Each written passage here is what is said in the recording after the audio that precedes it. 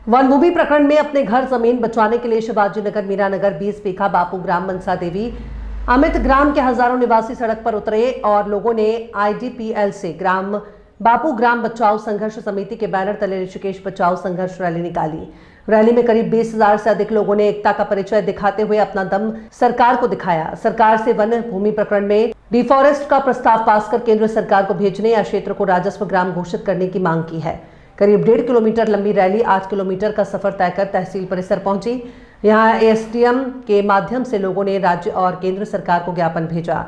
अपने घरों को उजड़ने से बचाने के लिए नारेबाजी करते हुए प्रदर्शन किया। लोगों ने कहा कि आज़ादी के दशक से पहले बसे इन इलाकों के लोगों को सुप्रीम कोर्ट के आदेश का हवाला देकर ना उजाड़ा जाए। ये लोग सुप्रीम कोर्ट के आदेश का सम्मान करते हैं, लेकिन सरकार को जनता के हित में फैसला लेने की जरूरत है। लोगों ने कहा कि वो कोई भीख नहीं मांग रहे बल्कि अपना हक मांग रहे हैं और इस हक को देने का काम राज्य और केंद्र सरकार ने करना है, क्योंकि इन इलाकों में राज्य और केंद्र सरकार की करोड़ों रुपए की विकास योजनाएं अब तक धरातल पर उतर चुकी हैं और कुछ गतिमान है। सत्ता भाई, क्या कहेंगे रैली को लेकर? कितनी सफल रही रैली है? रैली नहीं, ये तो रेला है। अब बापू ग्राम का मेला है। जनता की जो पीड़ा है और सरकार की जो अनदेखी है उसका परिणाम है कि हज़ारों हज़ार, मुझे लगता है कि कम से कम 30-40 हज़ार लोग जो है जनता अपनी पीड़ा को लेकर के सड़कों पे उतरी हुई है।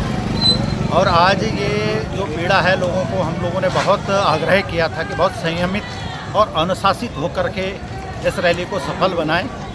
यदि इसके बाद चाहे हमारे प्रदेश सरकार हो या केंद्र सरकार हो नहीं जागती है तो फिर अन्य रास्ते देखे जाएंगे कि भाई अगर वो बापू के आदर्शों पे चलने वाले लोगों को कि जो अहिंसात्मक रूप से अपनी बात को रखने जा रहे हैं उनकी अनसुनी करते हैं, तो अंग्रेज़ों ने भी यही दुस्साहस किया था, अगर ये भी करते हैं तो इनके साथ भी वही असर होगा। क्या लगता है कि 25 से 30 हज़ार के आसपास लोग होंगे? बहुत आराम से, क्योंकि एक छोर हमारा अभी रेलवे स्टेशन पहुंच चुका है और ये हम लोगों का भरत मंदिर के पास तक ये रेला है। हाँ, देखा जा रहा है काफ़ी लोग आए हैं इसमें। बहुत लोग हैं। देखो, ये उनकी अस्तित्व की लड़ाई है, उनकी पीड़ा है। लोगों ने 75 साल से, जैसे हमारे दादा ने ज़मीन खरीदी थी, मेरे पिताजी, और आज मेरी उम्र 55 साल है।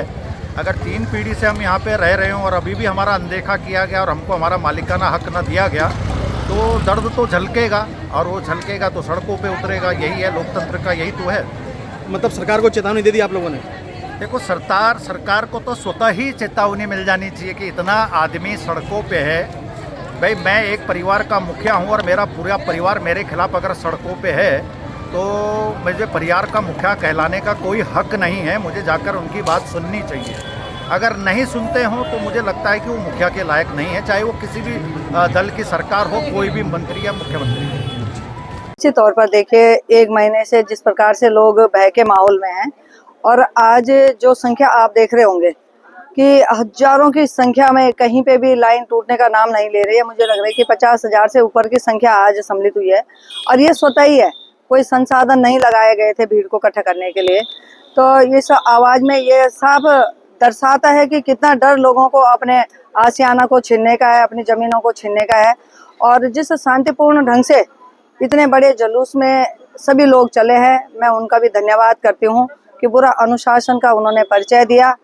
और माननीय न्यायालय से हमें पूर्ण उम्मीद है और पूरी आशा है कि सभी इन लोगों के पक्ष में माननीय न्यायालय का निर्णय आएगा। सरकार को इतिहास से सीखना पड़ेगा, क्योंकि जब भी रोजी रोटी और मकान की लड़ाई हुई है और तानाशाही के विरुद्ध भी है तो एक नई क्रांति का उदय हुआ है। तो ये क्रांति की शुरुआत है। अगर सरकार नहीं चाहती है तो ये सरकार के लिए बहुत बड़ा नुकसान होने वाला है। कितने लोग प्रभावित हो रहे हैं सुप्रीम कोर्ट के आदेश से? मैं समझता हूँ कि कम से कम 1 लाख लोग सुप्रीम कोर्ट के आदेश से प्रभावित है और इसलिए आज कम से कम 25,000-30,000 लोग आज यहाँ पे जमीन पर सड़कों पर उतर चुके हैं। क्या मांग हो रही है यहाँ पर? हमारी एक ही मांग है कि या तो राजस्व ग्राम घोषित किया जाए, इसको, और जो इनकी जंगल जमीन है इनको वापस की जाए।